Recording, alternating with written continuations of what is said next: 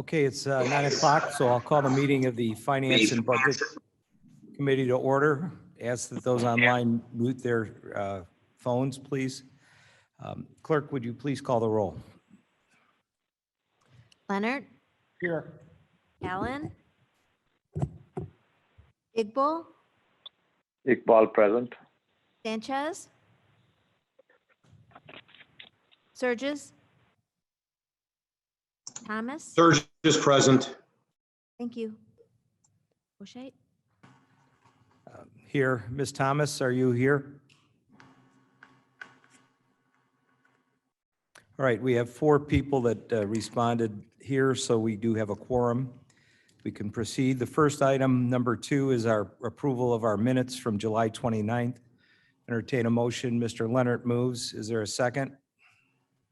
Iqbal second. Dr. Iqbal seconds. Any corrections to the minutes?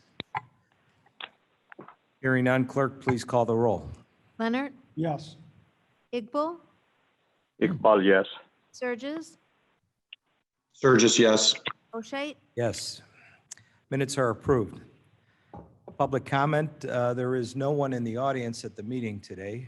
Is there anyone online that would like to make a comment for our committee? Hearing none, we'll move on to. Mr. Chairman, Oh, yes. this is Ms. Thomas on the line. Hi, Ms. Thomas. We'll show you as being present. Do you have any comment under public comment? No.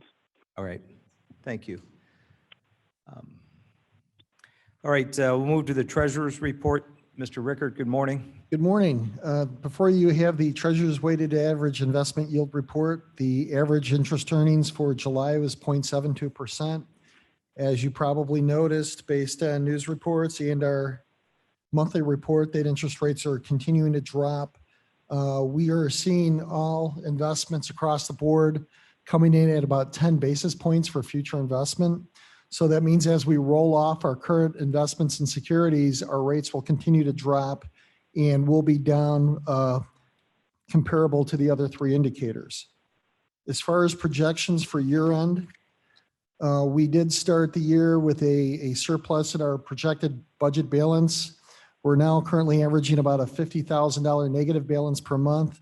We anticipate at this time, if this trend continues, about a $320,000 drop in our estimated budget revenue for interest earnings for the year. All right, thank you, Mr. Rickert. Any questions of our treasurer? I know the reduction in revenue from interest earnings has a negative impact on the revenue side in your budget. The drop in interest rates has a positive impact in the real estate market at least, and hopefully the additional revenue that'll be generated through real estate transfer taxes and sales taxes, because people are moving and improving their properties, will help to offset that reduction. Oh, we certainly hope so. Okay, hearing no questions of the treasurer, we'll move on to Mr. Onzik, the finance director, for your report. Good morning. Within your budget, or I'm sorry, the finance agenda packet, there is a set of budget reports that present the budget variances through July 2020. Within the explanations, there's really nothing unusual to note. We have variances in special revenue funds for which there is sufficient cash on hand, or there's within the grant funds, there's variances for which will be reimbursed by grant revenue. Probably the one item to point out would be the variance in the coroner's area. They're tracking about 14% over year-to-date budget, and there is a budget adjustment that is included in the agenda packet for this month for the coroner. The health insurance fund monitoring section here would indicate that as of August 20th, we are tracking about $1.3 million ahead in terms of revenue collected versus expenses incurred. But this, of course, is on a cash basis and does not take into consideration the expenses that are normally accrued at the end of the year. So it may be a bit deceiving there.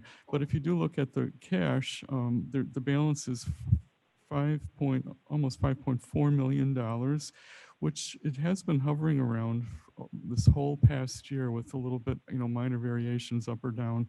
And that would be a good indication that the rates that we've established for health insurance are sufficient to cover the expenses overall.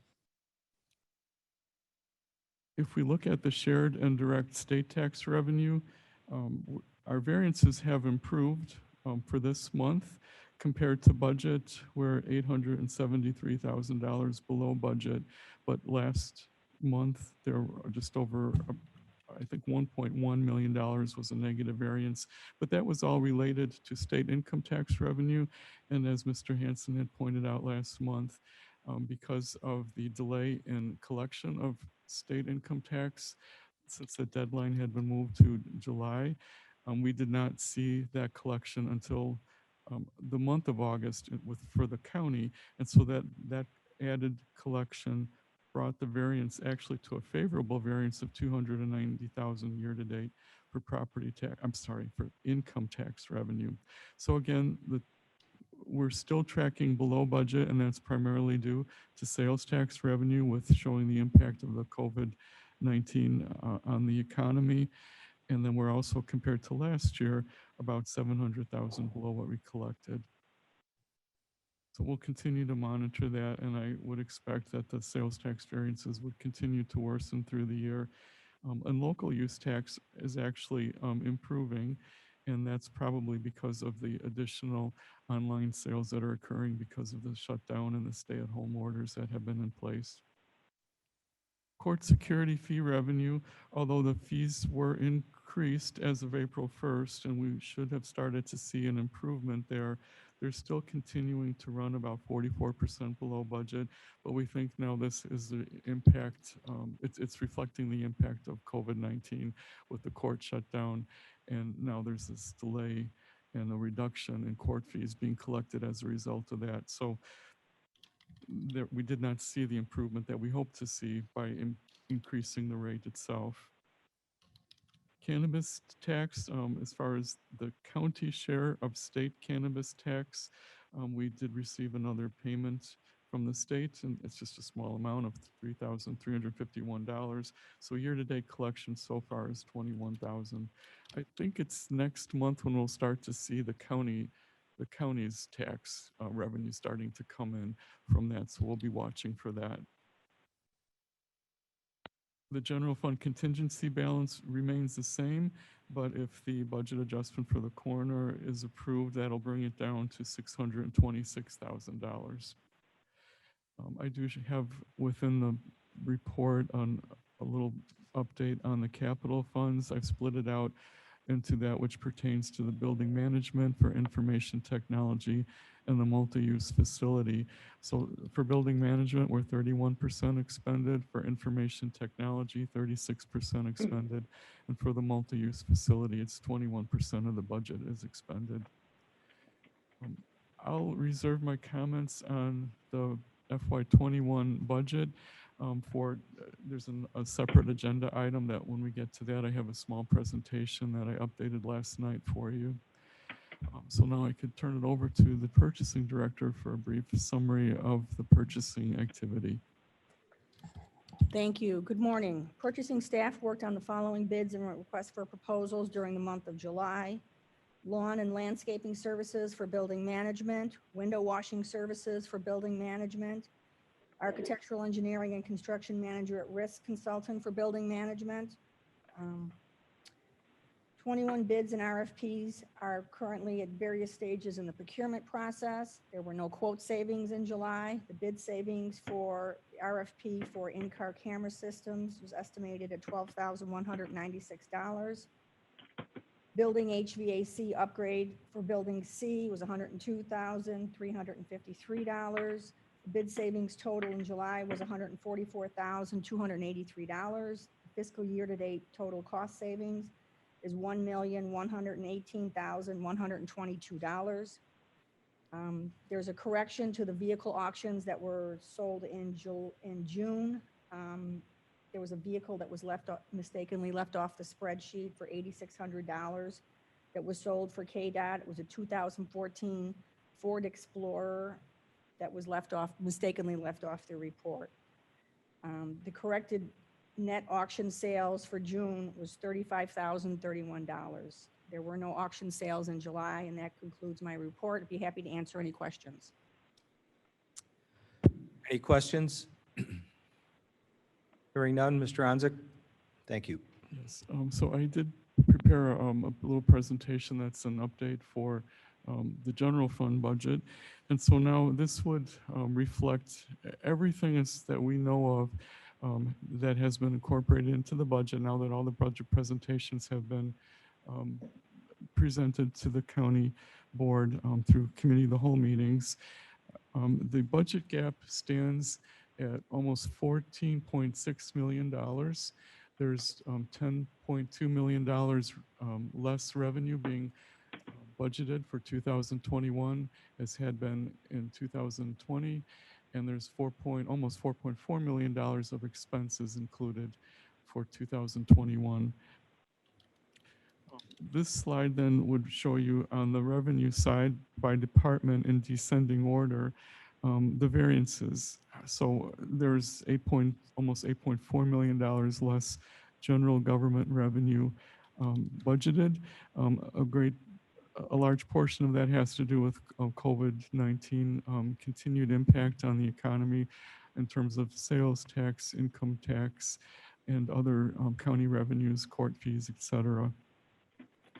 The sheriff is down $1 million in budgeted revenue, although there is, he had mentioned that they're working on the contract with the U.S. Marshal, which may restore some of that revenue for 2021. So we're anxious to hear what that improvement might be. Circuit clerk is anticipating $645,000 less. This is related to court fees. Court services, $244,000 less.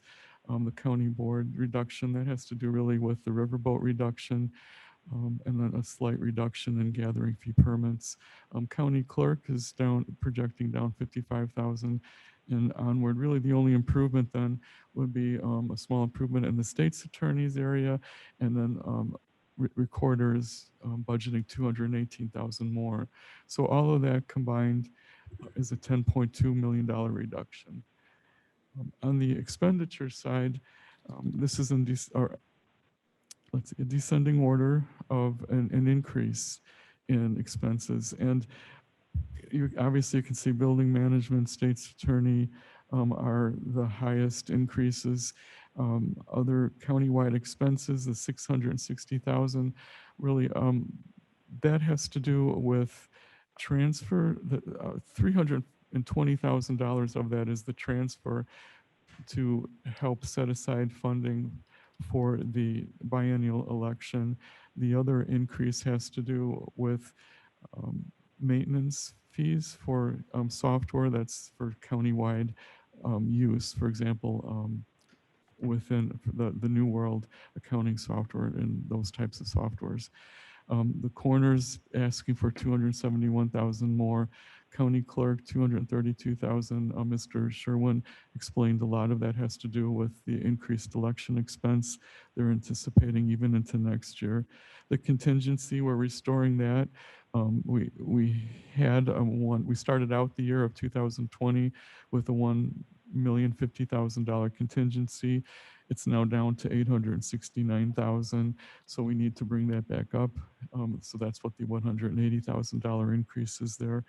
And then down the line, we have more generally expected increases for each of the areas: information technologies, court services, and really the increases have to do with the sizes of their budgets in terms of the increases there. The second slide then would bring us down to the smaller variances, and there's actually savings in the supervisor of assessments area, the circuit clerk, and county board. And that brings us down to the $4.4 million increase in expenses. Then the next section would be the net. So this is if you net out any revenues that might be generated by any individual department against their expenses. So you can see the general government revenue is still the largest contributor to the variance. Building management, sheriff, state's attorney, et cetera, down the list. So this just kind of gives you an idea of where the large dollar impacts are that we might need to focus on more. So that brings us down to a net gap of $14,565,000. This next slide then kind of breaks it out by category of expense. It's similar to what I provided the last time. Not very many items have changed, but I'll just run through them again. So there's $5.3 million of the variance has to do with the impact of COVID-19 on the economy. So that might be a figure or a variance that we could address using some savings that may be generated this year for from COVID-19 CARES Act funding reimbursements. That might be an appropriate thing to do because that should be a temporary variance caused by COVID-19, and that might be a good way to apply those savings should we actually achieve them. Then we have a drawdown of property tax freeze protection of 2.66 million that we had within fiscal year 2020 that is not yet repeated in fiscal year 21. We can choose to draw more down from the property tax freeze protection fund, but I didn't want to assume that out of the gate, but that is something we definitely need to consider. So we could address that variance using that funding source. Then we have some large increases in contractual services, 1.7 million, and commodities, 1.3 million. We'll need to take a closer look at that to see if there's anything there that we can reduce in the budget. $1.5 million of the variance has to do with shifting what had been property tax revenue in the general fund in 2020 now needs to shift over into the insurance liability fund. And I mentioned this before that, you know, just over $1 million of that variance has to do with an increase in the insurance liability premiums that occurred the beginning of fiscal year 2020 that weren't accounted for in the 2020 budget. And so it's not going to, it was not reflected as a reduction of property tax revenue in 2020. Instead, we applied some savings from last year to address that. But now for 2021, we need to actually move the property tax revenue over in order to fund that increase. And then the other increases have to do with salary and benefit increases for the small amount of HR personnel that are charged to that account, as well as the civil division of the state's attorney's office. And I think there's some contractual increases there as well. Then we have, there's $710,000 is attributable to those unallocated budget reductions that were not carried over into 2021 specifically as specific line items, but they may have been absorbed and incorporated into other line items, but it does pop up as a variance that needs to be explained. Then we have the shift of property tax revenue to the IRMF fund of $569,000. Again, this is to fund the increase in IMRF expenses that have to do with the increase in rates and the 2% or 2+% increases in wages. We have the transfer to the biennial, to the special reserve for the biennial election of $320,000. We did not do that in 2020. Instead, in 2020, we drew it down. So that accounts for the next line item, which is at $315,000 that we drew down in 2020, but we're not drawing down in 2021. So those two combined is roughly $635,000. The interesting thing is that this normally wouldn't even appear on this as a variance, but the reason it is because the election budget for 2021 is not going down as it normally would in an off year. So the expenses are remaining relatively the same as we move from 2020 to 2021. But so then the difference is we don't have that drawdown to help offset that cost. We have some specific line items in revenue that have decreased, which would be electronic monitoring fees, riverboat grant revenue. Then, as I already mentioned, there's the restoration of the contingency of 180,000. We also have the shift of property tax revenue for the FICA fund for the same reasons. FICA expenses going up as a result of wage increases. The actual overall wage increases in the general fund are only going up about 108,000, and this has to do with the net effect of the 2% wage increase offset by some savings within the sheriff's office with reductions there and some retirements of more highly paid staff being replaced by new people coming in. There's also a reduction in the county board office and I believe the circuit clerk's office as well. Debt service went increased by 91,000, and that's just according to the pre-established debt service schedules. The increase of the county sheriff CANCOM expense is up 5% or almost $40,000. And then we have some miscellaneous reductions in revenues, an increase in revenue of 41,000, which helps bring down the variance. We have an actual decrease within the general fund of the cost of employee benefits of 53,000. The increase in recording fees helps bring down the variance. And then we have the increase in property tax revenue due to new construction. So that all of that netted out together accounts for the 14.6% budget gap that we need to close. And we basically have a month in order to do that so that by next finance committee or special finance committee, if it's not in time for next regularly scheduled committee, have something that we could present to the county board in October to approve for public display. So over the next few weeks, I'll be drilling down into these variances to see if, what can be addressed and what suggestions I may have for you. And as always, any suggestions from the committee members or board members are welcome. Thank you, Mr. Hanzik. Always at this time of the year, we say that we'll get a balanced budget. Don't worry, this one's a little bit more challenging, obviously, because of events that are outside of our control. Any questions of the finance director regarding his report? John. Mr. Chairman? Joe, could we ask you for a breakdown of the 8.37, the general government revenue, because it's such a relatively large number. I know that it is a function of the COVID, but could we have a breakdown of, is some of that sales tax, some income tax? Yes, I can provide that. I can send it out to you. This would involve property tax revenue. So we have those large shifts, which was on that last slide. So property tax revenue shift, $1.5 million is going to liability insurance. Yes. So about 2 million, roughly 2 million of it has to do with shifting over to liability insurance, FICA IMRF. Then we also have reductions in investment earnings. We have a reduction in sales tax revenue. We have reduction in income tax revenue, personal property tax revenue.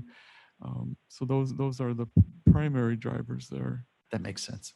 Thanks. Mr. Chairman, this is Ms. Thomas. I have a question. Yes, go ahead.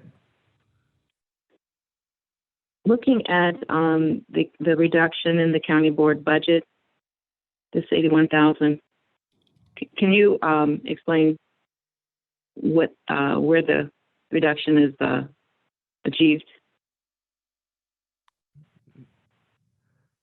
The reduction in the county board budget, I think Mr. Hanzik indicated that we had elected not to fund the community outreach coordinator, and so that was 50,000 plus or minus in reduced revenue. Also, there was some gathering permit revenue that was projected to be down, and so those were the two sources of the reduction. Thank you. All right, any other questions? Hearing none, we'll move on to the new business portion of the agenda. We have several resolutions this morning. Item A is a resolution authorizing the 2020 budget adjustment for the coroner's office. Mr. Leonard moves. Is there a second? Iqbal seconds. Dr. Iqbal seconds. Discussion on this item? Ms. Allen? Mr. Chairman, can I ask, I'm guessing that some of this overage has to do with the pandemic. Is there any chance that we can recover some of that money from the CARES funding so that we can, and if we can do that, then can we put it back into the contingency fund that we're drawing it down from? I think that's a question from Mr. Onzik. Is that a fair question?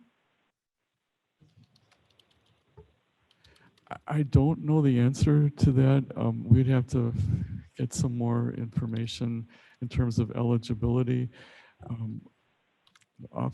It is somewhat questionable, but we would have to drill down into what are these actual causes, and if they would be covered. And we don't have that information at the moment. But yes, I mean, I would agree that if there is something eligible for reimbursement, yes, it would help to offset that. So To we the had- extent that they're not already in the current request, they could certainly be supplemented with an additional request. Okay, if they were in the current requests, then when would that money be available to put back into the contingency We fund? would have to do a budget adjustment at the time the funds were approved and available. Okay, so I guess I need to, we all need to separately monitor that to see if that's an opportunity. Right. I believe in the coroner's report yesterday, he was saying, I think he threw out a figure, something like 20% higher than at this time last year, that kind of thing. So that's what made me think that there were some triggers there that we could maybe try and turn to the We have a CARES. number of requests from the county that are going through the process of being vetted at this point, and optimistic that they'll be approved or looked on favorably, and hopefully then we'll have come back with additional funds to deal with some of the adjustments we're talking about. Thank you. Mr. Leonard? Thank you, Mr. Chairman. Ms. Allen, with respect to your question, I asked the coroner directly about the 192,000 in additional expenses, and he said there might be some very small amounts that would apply for CARES allocation, but generally these are things not attributed to the pandemic. Mr. Chairman? I think that it is appropriate, though, that I know that there were, it may have been several $100,000 of requests through the CARES funds. Perhaps it doesn't line up with these expenses, but the point of not depleting a contingency, but depleting the CARES funding is a very good, I mean, that is something that we certainly should do, not only in this department, but across the entire county. Yeah, I agree. In fact, with respect to the variances, he actually had two different variances, this 192,000, which he said, generally speaking, did not apply to the CARES Act. And then he had an additional, I think it might have been 120,000 that did apply to the CARES Act reallocation that was on top of this 192,000. So, you know, some of this might be there, but yeah, if we can, if it is approved for CARES Act money, it'd be great. But I think the reality is of this 192,000, the lion's share will not apply. All right, any further discussion or questions? Hearing none, clerk, please call the roll. Leonard, Yes. Allen, Aye. Iqbal, Iqbal, yes. Sanchez, Sanchez, yes. Sturgis, Sturgis, yes. Thomas, Yes. O'Shea. Yes, Resolution A passes. Item B is a resolution authorizing the transfer of the remaining fund balance from the juvenile drug court to adult drug rehab court. there a motion? Mr. Leonard moves, Ms. Allen seconds. Any discussion on this item? Hearing none, clerk, please call the roll. Leonard, Yes.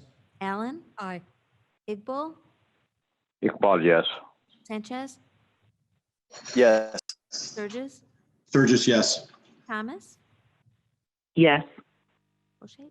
Yes. Resolution B passes. Next item is item C. It's a resolution authorizing a fiscal year 2020 budget adjustment for the NG 911 grant revenue and expenditures.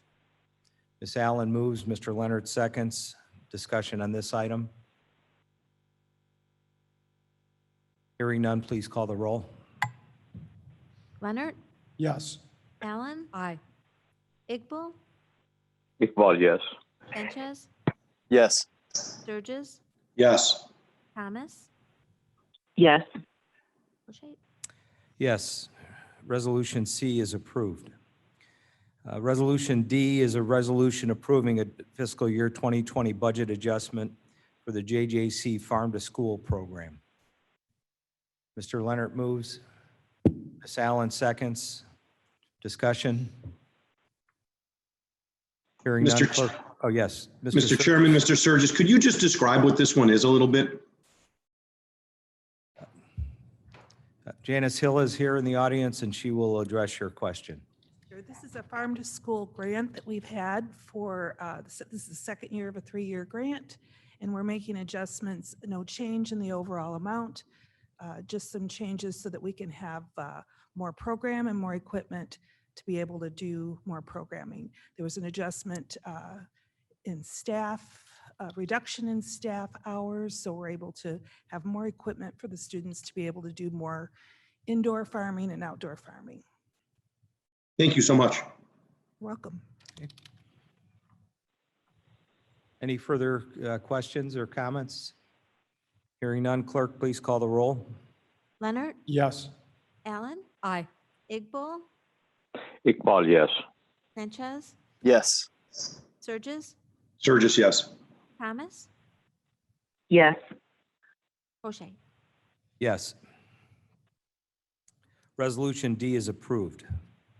Resolution E is a resolution authorizing a budget for the Coronavirus Relief Fund and related fiscal year 2020 budget adjustment. Mr. Leonard moves. Ms. Allen seconds. This is a resolution that adds the amendment that we had discussed regarding including library districts as permissible recipients based on the recommendation of the committee. Any discussions? Hearing none, please, or clerk, please call the roll. Leonard, Yes.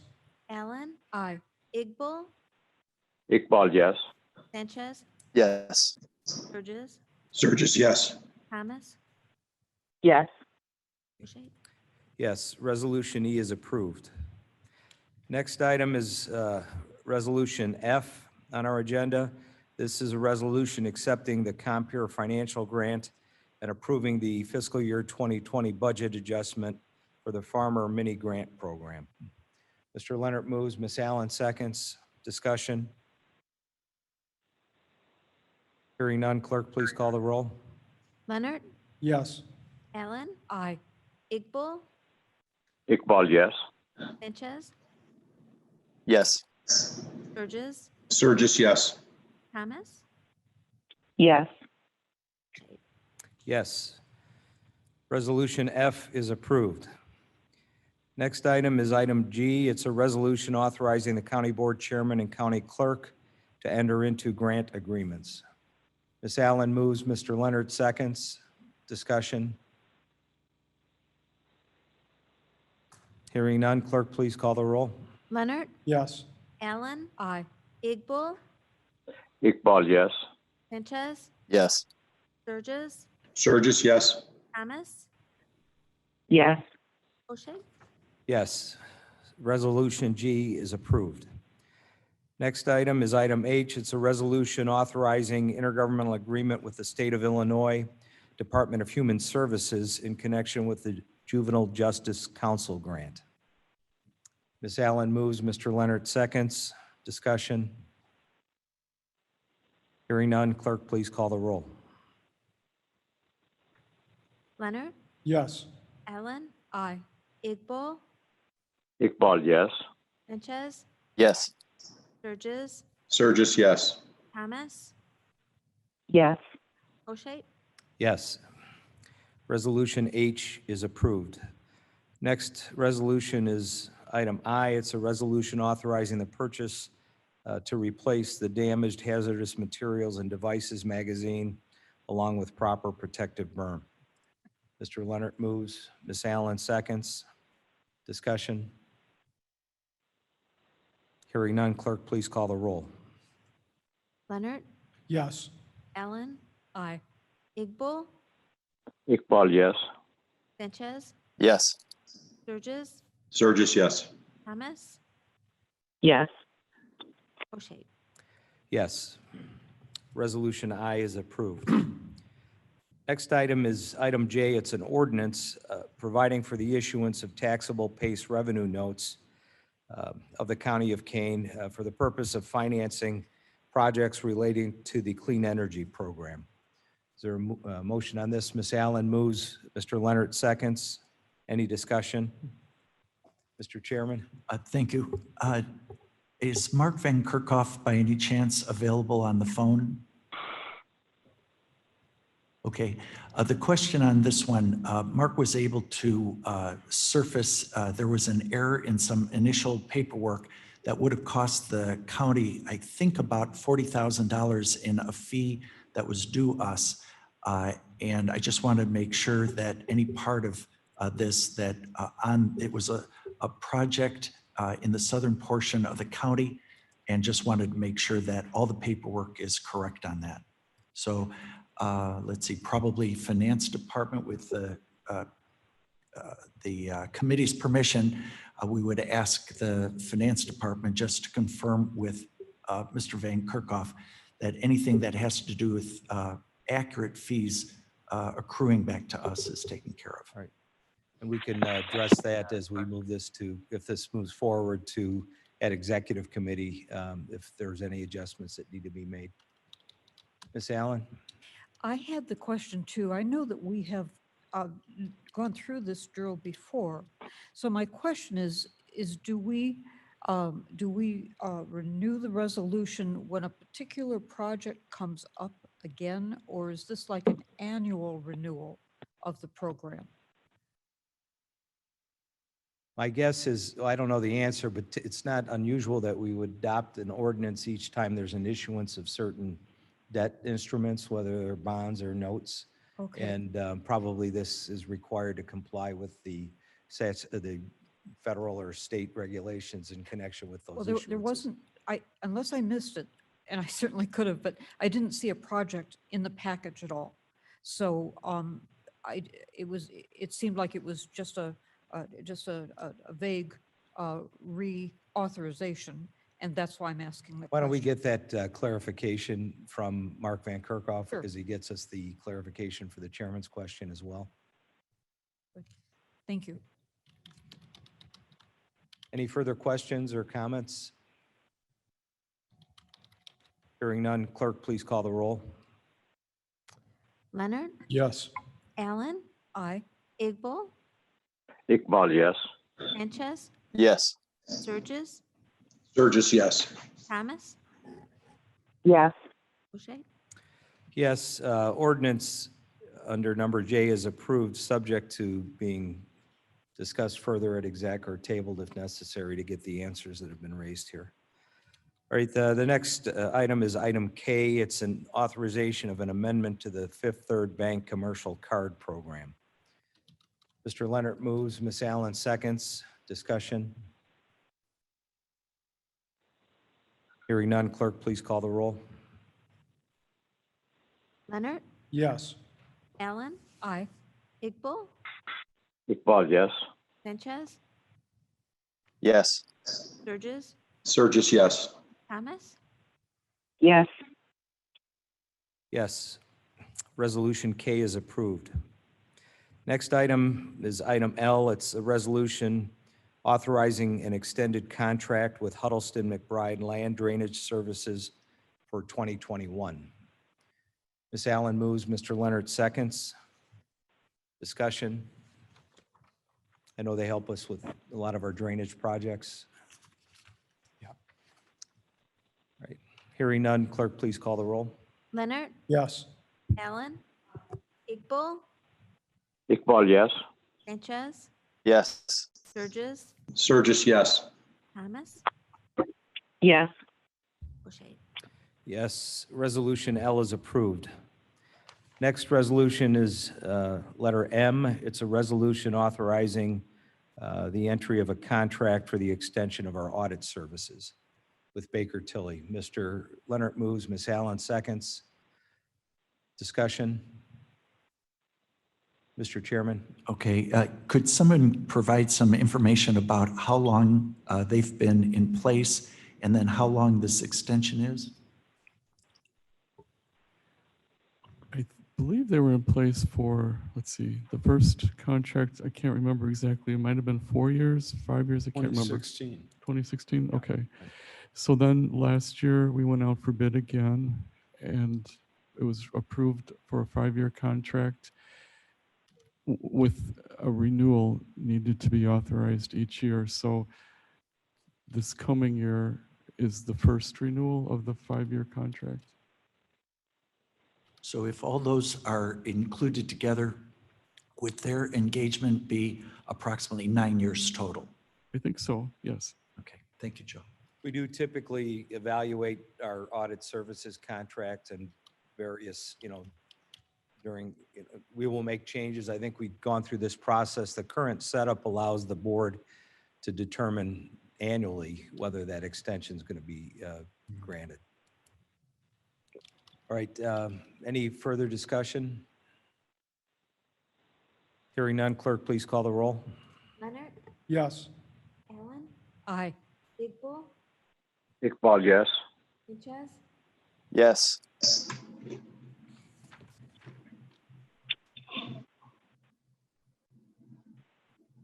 Sturgis, Surges, yes. Thomas, Yes. Yes. Resolution M is approved. The next resolution is item N. This is approving the 2021 monthly health and dental contributions. Moved by Mr. Leonard, second by Ms. Allen. Any discussion here? Hearing none, clerk, please call the roll. Leonard, Yes. Allen, Aye. Iqbal, Iqbal, yes. Sanchez, Yes. Sturgis, Surges, yes. Thomas, Yes. O'Shea. Yes. Resolution N is approved. Next resolution is letter O. It's a resolution authorizing exception to the county financial policies regarding personnel hiring. I believe this is with the health department. Ms. Allen moves. Mr. Leonard seconds. Discussion. Hearing none, clerk, please call the roll. Leonard, Yes. Allen, Aye. Iqbal, Iqbal, yes. Sanchez, Yes. Sturgis, Surges, yes. Thomas, Yes. O'Shea. Yes. Resolution O is approved. Next item is letter P. It's a resolution rehiring the part-time kennel assistant. Mr. Leonard moves. Ms. Allen seconds. Ms. Allen. I just wanted to say that I thought this was very clever of animal control to go looking for people who want to go into this industry and finding people who want to earn a little extra money, and their part-time positions on weekends. So it's just a happy combination of getting people into the field who are willing to be helpful for our animals, and at a very modest amount of money compared with most of the things we do here. May not be a bad vocation for retiring board members or chairmen. There you go. Yes. You have a sense of Okay, humor. that's good. All right, any further questions? Hearing none, clerk, please call the roll. Leonard, Yes. Allen, Aye. Iqbal, Iqbal, yes. Sanchez, Yes. Sturgis, Sturgis, yes. Thomas, Yes. Boucher. Yes, resolution P is approved. The final resolution is item Q. It's the resolution approving our monthly payment of claims. This is for the period of July of 2020. Ms. Allen moves, Mr. Leonard seconds. Any questions on the bills as presented? Hearing none, clerk, please call the roll. Leonard, Yes. Allen, Aye. Iqbal, Iqbal, yes. Sanchez, Yes. Sturgis, Sturgis, yes. Thomas, Yes. Yes. Resolution Q is approved. We do not have any items under old business. Mr. Leonard? Thank you, Mr. Chairman. I just wanted to correct a statement I made earlier with respect to the contract extension for audit services with Baker Tilly. That initially was signed in fiscal year 19, not fiscal year 16. In which year? I'm sorry. 19. 2019. Okay, so that was the renewal. That was a renewal with a 5-year option. I think originally they may have been 3 or 4 years before that, is my Thanks. recollection. Okay, yep, thank you. All right, Mr. Hunt? Yes, thank you, Mr. Chairman. Although it's not on the agenda, it seems appropriate to at least bring it up under old business and obviously not for action. But this committee passed Resolution B today, which brought to mind a similar situation. Where, if you recall, last fall, we reported several months in a row, basically the problem that existed between the allocation for the children's waiting room and the court security fees. And Mr. Onzek brought that forward again today, that we're lagging there. At that time, it didn't seem that there was a mechanism in place that would allow a direct transfer, but it seems now that we have perhaps broached that subject. So the children's waiting room fund balance right now is about $500,000, which is triple its annual budget, and it's going to continue to exceed that. And if there's a way that we could possibly move that, I think it's worth the investigation. So that was. All right. Maybe we can discuss that and bring that back as an action item next month if it's appropriate. All right, any other items under old business, Ms. Allen? I was not able to weigh in last night on the resolution where we were moving some additional money into the small business loan fund. And I just wondered if I could take a minute now just to say that the reason I voted no was two things. One, I agreed with the chairman that it was a pretty quick turnaround and that there were some fluffy things that I would have preferred for us to straighten out in committee. And since we had another meeting coming up this coming Monday, I thought there was opportunity to have the time to do that. But the other thing was the small business fund is going to be largely looked after by the consulting team, just because of the sheer amount of information that's going to be coming in. And I just, I'm just going to say I have the same objection that I did before, that I thought when we're dealing with this kind of money, we're talking about $600,000 in administrative costs, some of which will go to a consultant. I would just prefer to follow our regular protocol of using our purchasing department to do an RFQ and have people bring in their credentials and be vetted. It just gives us safety to follow our own patterns. And I would have preferred that we would have done that. So thank you for letting me get that on record.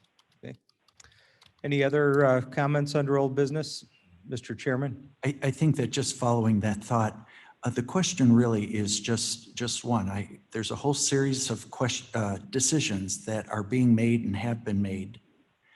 However, there is compliance that has to be followed in our county procedures.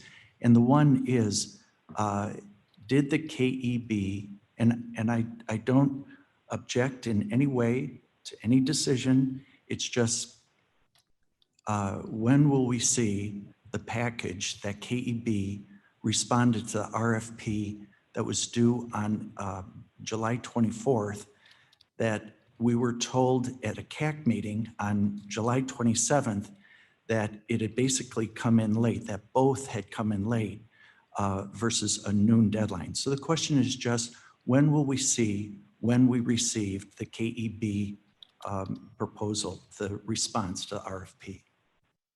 Right. So when will we receive that?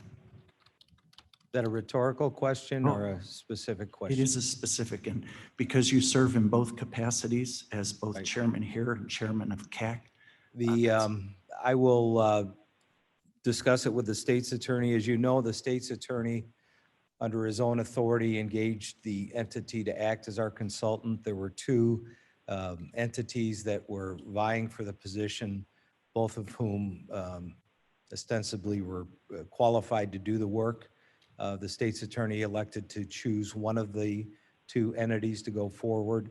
The committee consensus was that the committee was not involved in that directly in terms of engaging that entity. That was under the state's attorney's authority that was delegated. So as we move forward with the process, obviously the help of the consultant is going to be necessary, because it was made clear in the beginning, Mr. Chairman, by you directly in communication with employees, how busy they were and how difficult it would be for them to help us in the process. So the need to have a department to take over the process, the state's attorney's office was the one that was available to help us, given the legal issues. It was, we felt comfortable with them dealing with it.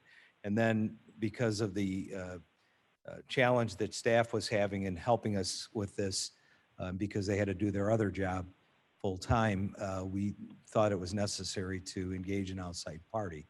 So, Ms. Allen, when you make a comment about the $600,000, that budget amount, actually, the state's attorney used some of his existing budget to help pay for some of the costs that reduced that significantly.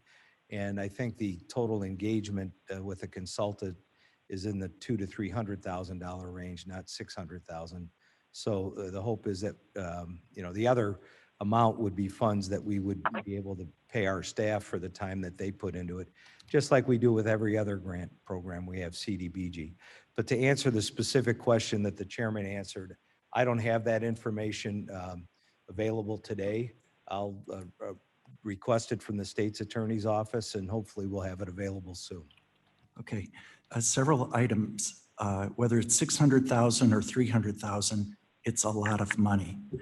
In the role that the committee serves as oversight, I know that the decision was made to allow the state's attorney what I consider extraordinary latitude, but that's the decision made by a majority of people who serve on this, and so it needs to be accepted. However, as oversight, the committee is responsible for being sure that the laws, especially the procurement laws, I was going to ask earlier, but I didn't want to interrupt the train of thought at that point in this meeting. The RFP was issued on the 22nd. It was due on the 24th at noon. One proposal of the two that you mentioned filed on time.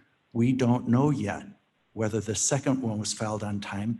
But if we take at face value what the state's attorney said on July 27th during your CAC meeting, it did not come in on time. If it didn't come in on time, it's the responsibility of the CAC committee in its oversight capacity to just make that available to the people who serve our 500,000 people. So it's a lot of money. I understand that the state's attorney said initially he would fund that work, which put it, I remember that discussion in internal control. However, that to me, it's misleading because ultimately it's supposed to be paid out of the funds that the COVID funds, which Ms. Allen's referring to. So it's really the ultimate source of the money means that in oversight capacity, you need to have a copy of when that was received, or the oversight responsibilities of that committee are not being fulfilled. Thank you. And so again, it will always be a question of when will the board members and I receive a copy of what was received. We've been promised it a couple of times in public meetings, and the schedule, that those commitments have not been fulfilled. Ms. Allen? We're going to spill, I think our administrative costs will spill into the next year. Are you under the impression that we will pay our employee, Ms. Guzman, I think is her name, are we paying that employee a set amount for the period of time? And are we paying the consultant a set amount, or is it like billable hours? We recently went through a rather extended process with our consultant on the multi-use facility, and those billable hours really add up. I just wondered if you knew if it was a fixed price. In terms of what I'll do is I'll request the line item on our agenda for Monday's meeting for a report regarding the costs of the processing administration of the grant program. Okay. All right, and hopefully that'll answer your questions. Thanks. All right. All right. Any other items for old business? Mr. Hunt, auditor's report. All right. Thank you, Mr. Chairman. The auditor's report is in the agenda packet. Last week, we circulated to all the county board members and the stakeholders of the internal audits that were reported on our semi-annual update. I didn't get any feedback from anyone, so I assume that that was understood. We are also now engaged with the sheriff's office. They had a request from the Illinois Department of Corrections requiring a commissary system audit, and we had only gotten started with it in the early planning before they had the little outbreak. So we'll probably have to either readjust our schedule or the scope of that particular audit in order to comply, but I'm sure we'll get that worked out. We're still encouraged by the feedback that we're getting from Kane County Open Finance, and always are looking for ways that we can make that better. Last month, I reported that the Tyler Content Manager system was going live that day. So later this morning, we will be completing the third cycle under the new system, and we've had no significant operating issues to date, so I'm happy with that. And although it needs to be verified, it's estimated that we have saved between 1 and 10,000 trees by going paperless. And that's my report. Okay. Thank you, Mr. Hunt. Any questions of our auditor? Hearing none, I'll entertain a motion to place on file the reports presented today from our treasurer, finance director, and our auditor. Mr. Leonard moves, Ms. Allen seconds. Any discussion? Clerk, please call the roll. Leonard, Yes. Allen, Aye. Iqbal, Iqbal, yes. Sanchez, Yes. Surges, Surges, yes. Thomas, Yes. O'Shea. Yes. Motion is approved. We do not have a need for executive session this morning, so I'll entertain a motion to adjourn. Mr. Leonard moves, Ms. Allen seconds. All those in favor say aye. Aye. Aye. Aye. Opposed? We are adjourned. Thank you for attending this morning.